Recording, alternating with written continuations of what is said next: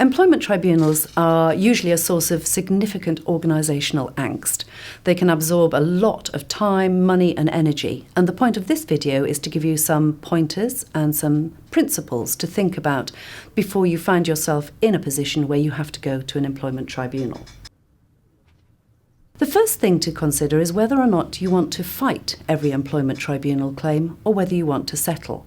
And that decision is usually based on a principle, and the main points to consider are: if you fight every employment tribunal claim, are you prepared to invest the time, the money and the effort in doing so? And if you want to settle every employment tribunal claim out of court before it gets there, there is a really important principle here about the message that sends to the organisation.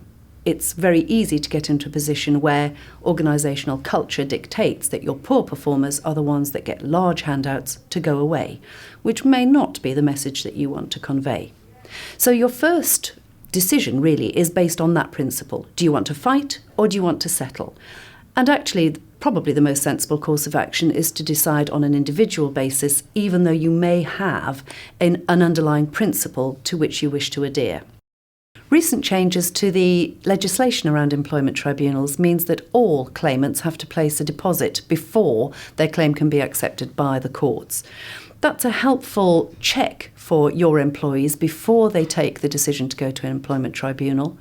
But one other principle that's sort of linked may be that you would wish to recover costs from any employee that takes, or ex-employee that takes out an employment tribunal claim and who loses. If you feel that their claim is vexatious or frivolous, you may wish to recover costs. It's an additional factor for somebody lodging an employment tribunal claim to consider. The consequences of losing an employment tribunal claim are therefore financially much greater than they would be otherwise, and that may be another principle that you wish to include in your approach to employment tribunals. If you decide you want to fight employment tribunals, what do you need to do?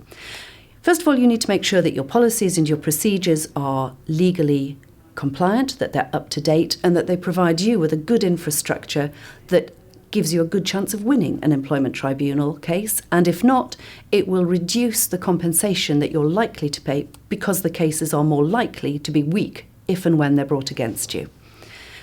Once you've done that, once you've got your infrastructure right, make sure that you personally understand what the grounds are that people can take an employer to an employment tribunal on. Because if you don't understand what those grounds are, you can't check that your infrastructure, your policies, your procedures and your ways of doing business are likely to mitigate the risk of an employment tribunal or indeed increase your risk. So having done the preparatory work, one of the things that you should then make sure that you do is you decide how you're going to fight your case. Over the last 20 years, more and more employers and employees have begun to use legal representation. And 10 years ago, almost everybody used a solicitor. These days, in my experience, nearly everybody uses a barrister. Those are expensive people. You don't have to have legal representation, but it's very easy to feel at a disadvantage if you don't, when the other side of the table arrives bringing with them heavyweights from the legal profession. The point of preparation for an employment tribunal really can't be overestimated. If you haven't rehearsed your argument, if you're not certain about what the legal precedents are which are relevant to the case that you're fighting, then you are much more likely to lose. Employment tribunals were set up originally to provide for a relatively informal setting in which employment disputes can be resolved, but they've become more and more quasi-judicial battlegrounds which are fought out on legal principles rather than on common sense principles, which was the original point of the employment tribunal.